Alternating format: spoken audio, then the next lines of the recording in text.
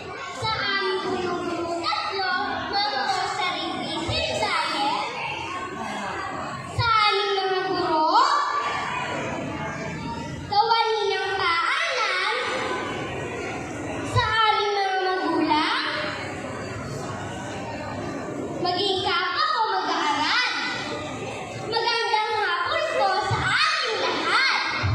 Narito po ako sa inyong harapan upang magbigay ng pasasalamat at papuri sa inyong husay at galing na ibinahagi sa tulad kong mag-aaral ng St. Martha Elementary School.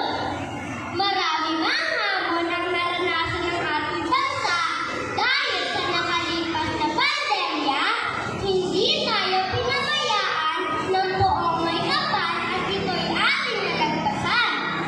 Maging sa pag-aaral, mahirap man, ngunit ito'y ating may pagtagumpayan.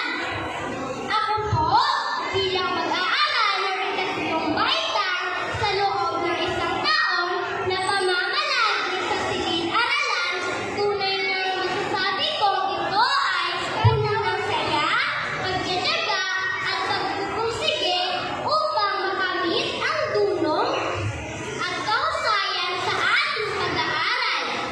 Lubos na pasasalamat para sa ating mahusay na guro na walang sawang umintindi at walang humpay na kami ay ginabayan sa aming pag-aaral.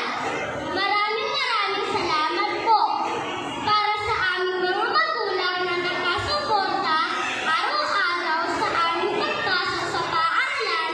Alay namin ang lubos na pasasalamat at ang aming medalyang natanggap. Ito ay tanda ng aming pagsusumikap sa araw-araw na kami nasa paaralan. Handang-handa na tayo sa pag-akyat sa susunod na baitang. Basta Batang St. Martha, tiyak na mahusay, tiyak na magaling.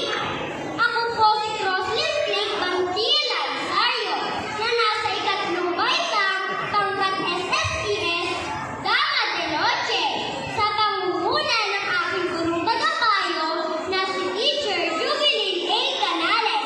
Maraming salamat po. Thank you very much, Clay. Now for our closing song, may I call on Angeline Lamon of Grade 5 and Grade 5 to lead.